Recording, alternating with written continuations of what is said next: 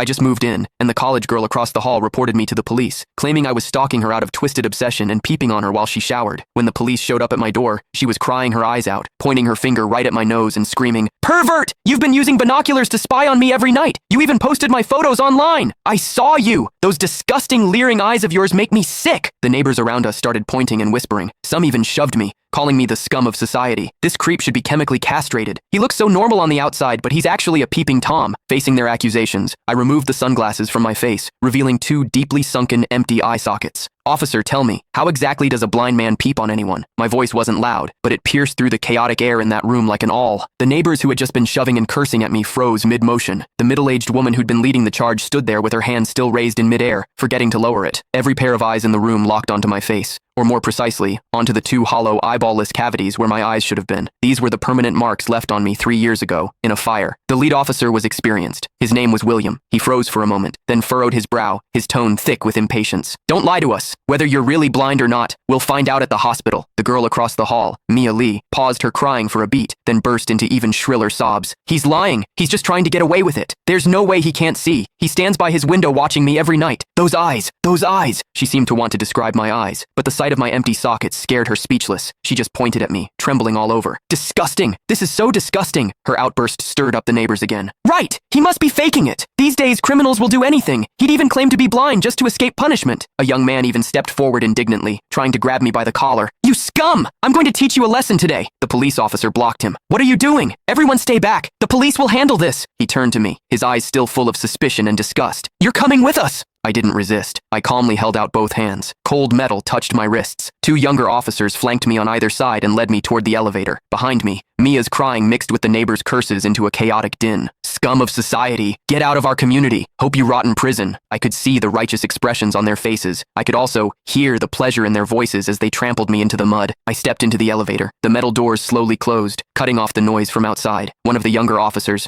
probably new to the job, couldn't help but ask me quietly, Are you really blind?" I tugged at the corner of my mouth but didn't answer. The other officer patted his shoulder, signaling him to keep quiet. But I knew that in their minds, the scales had already tipped completely in favor of that tearful young girl. After all, it was a young, pretty, pitiful college student on one side, and on the other, a suspicious man living alone, wearing sunglasses. In their eyes, it was crystal clear who was the victim and who was the perpetrator. What they didn't know was this. Sometimes, what the eyes see is the biggest lie of all. And I, a blind man, had seen something that none of them had. For instance, when Mia accused me, her heartbeat was steady, without a single ripple of genuine emotion. The interrogation room at the police station was harshly lit by fluorescent lights, and the air smelled faintly of mildew. I sat on a cold metal chair. Across from me were William and a female officer taking notes. Name, Lucas. Age, 28.